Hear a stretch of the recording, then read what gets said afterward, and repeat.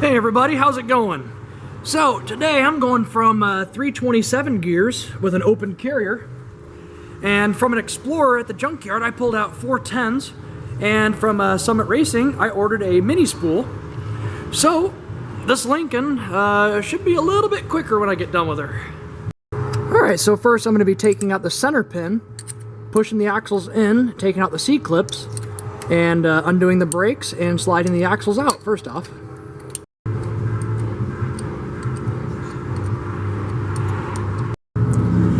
Alright, now it goes this pin, and then that big pin right down the middle is going to slide right out of there. Just like that. And then you just rotate one tire, and then the gears fall out just like this.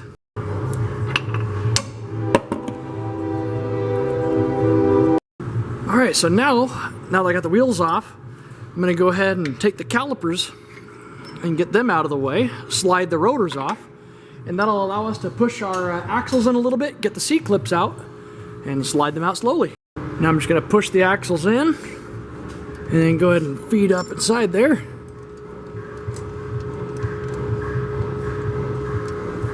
And that's one. Now that the C-clip is out, you can go ahead and slide out your axles.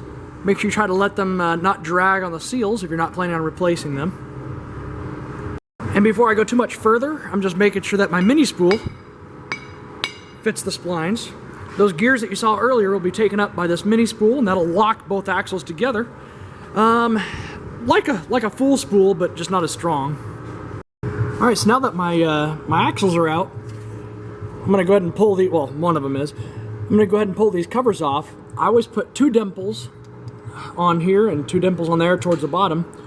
The other side I'll do 3 dimples and 3 dimples, and I go by syllables: drivers, passengers.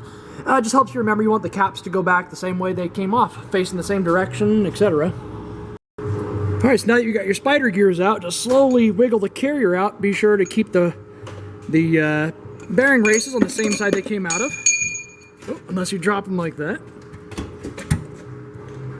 And we're halfway there. Alright, so now that I got the 410 geared ring, or the pinion rather, inside there, with a new crush sleeve, I'm just tightening down this nut here until I have 18 inch-pounds of resistance on spinning this whole piece. Right now there's almost 0 lash. I'm going to go ahead and put my torque wrench on it and torque it to spec. Alright guys, so I got everything set up. The rear end is completely spooled. There's a good amount of backlash here at the pinion. I'm ready to put it on the ground. Well, I got to move a couple of cars out of my way first, and then see what it does.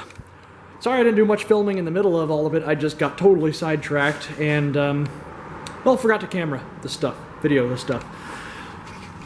So hopefully it all works. This is my first time doing up a rear end using a mixed match of some junkyard parts and some new parts. We'll see how it goes. Overall cost was about 150 bucks, so we'll see if it was worth it. Sweet! We're gonna find out what it does here in about 2 minutes. Alright guys, so I've gone about a quarter mile so far. I'm just making sure everything's really nice and quiet, getting everything all nice and circulated, and then I'm gonna hammer on it a couple times. Everything is super nice and quiet. I'm in 5th gear, doing about, I don't know, 1300 RPM at 40.